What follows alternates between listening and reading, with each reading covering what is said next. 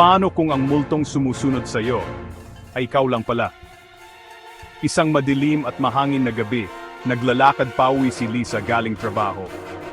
Pagdaan niya sa isang lumang bahay sa kanilang baryo, naalala niya ang mga kwento tungkol sa mga nakatagong sikreto at mga anino sa mga bintana nito.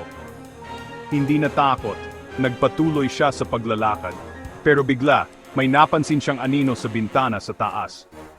Bumilis ang tibok ng puso niya, nagdalawang isip siya, pero pinilit niyang maglakad pa rin.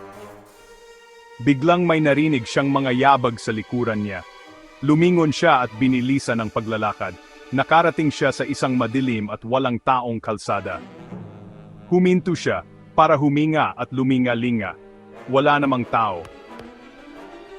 Pero may naramdaman siyang malamig na hangin sa likod niya. Paglingon niya, may nakita siyang maitim na anino sa dulo ng kalsada, nakatitig sa kanya. Takot na takot, tumakbo siya pauwi, sinara ang pinto, at pinatay lahat ng ilaw. Nang nakaupo na siya sa sofa, may napansin siyang nakakakilabot ay tipot, isang anino sa bintana ng kwarto niya. Ang pinakakatakot sa kwento. Nasa loob na siya ng bahay niya, at ang anino ay sarili niyang refleksyon.